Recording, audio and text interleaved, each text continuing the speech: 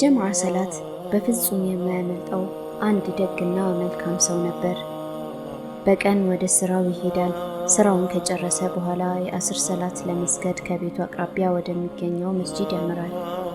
ሰላቱ ሲጠናቀቅም ፍጹም ደስተኛና የተረጋጋ ሆኖ ወደ ቤቱ ይመለሳል። እቤቱ ሲገባ በጣም ደግ የሆነችው ባለቤቱ በፈገግታ ትቀበለዋለች። ባለቤቱ እጅግ በጣም ቸርና እንዲሁም በስነ ምግባሯ በጣም መልካም ሰው ነበረች።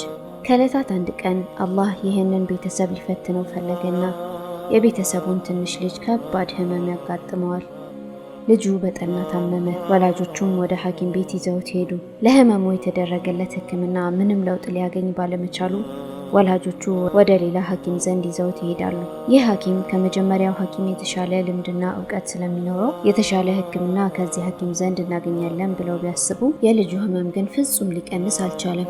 በአንድ ሌሊት እናት የልጇ የጤና ሁኔታ በጣም አስጊ ሁኔታ ላይ እንዳለ ተሰማት። የሰውነቱ ሙቀት በከፍተኛ ሁኔታ ትኩሳት ይታይበታል። አተነፋፈሱም በጣም ከባድና ለመተንፈስ እየተቸገረ ነበር። ሰውነቱን በከፍተኛ ሁኔታ መንቀጥቀጥ ጀመረ።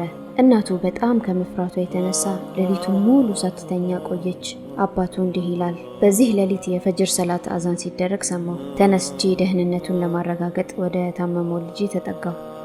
ነገር ግን የጤንነቱ ሁኔታ በጥሩ ዜና የምታበስር አልነበረችም። እናቱ አጠገቡ እንደተቀመጠችም እንቅልፍ አሸልቧታል። ፊቷ ላይ አለመረጋጋት ይነበብባታል። በዚህ ሁኔታ ላይ ትቻቸው ውዱእ ለማድረግና ሰላት ለመስገድ ሄድኩኝ። ከቤት እንደወጣሁ ከደጃፉ በር ላይ በረሃብ ብዛት ተኮማትረው የተቀመጡ 3 ድመቶችን አገኘሁ። በዚህም ጊዜ የምግብ ማቀዝቀዣውን ከፍቼ የተወሰነ ስጋ በማውጣት የተራቡትን ድመቶች መገብኳቸው። ከዚያም በዚህ መልካም ስሬ አላህ መልካም እንዲመነዳኝና የታመመውን ልጅን እንዲያድንልኝ ዱዓ አደረኩኝ። አላህ መልካም ስራዎችን የሚያበረታታና አመስጋኝ እንደሆነ አውቃለሁ። ስራዬንም እንደሚያመሰግንልኝ እርግጠኛ ሆንኩኝ። ከዚያም ወደ መስጂድ መንገዴን ቀጠልኩኝ። ከሰገድኩኝ በኋላም ወደ ቤቴ ተመለስኩ። ባለቤቴ ጋደም ካለችበት አልተነሳችም። ወደ ልጄ ጠጋ ብዬ ደህንነቱን ለማረጋገጥ ስሞክር ልጄ አይኑን ከፍቶ አገኘሁት። ትኩሳቱን በጣም ቀንሶለታል። ወደ ቀድሞ ደህንነቱም ተመልሷል። ፊቱም ቢሆን ከግማሽ ሰዓት በፊት ያየሁት ፊት አልነበረም። ደህንነት ይነበብበት ነበር። በልጃችን ደህንነት እንድትደሰት በማሰብ በፍጥነት ባለቤቴን ቀሰቀስኳት።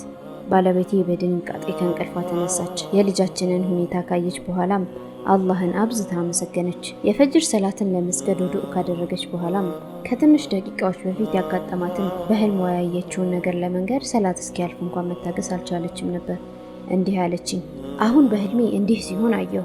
አንድ ትልቅ በራሪ እንስሳ ልጃችንን ለመስረቅ ሲሞክር፣ 3 ድመቶች ደግሞ በተቻላቸው አቅም ሁሉ ለልጃችን ሲከላከሉለት ነበር።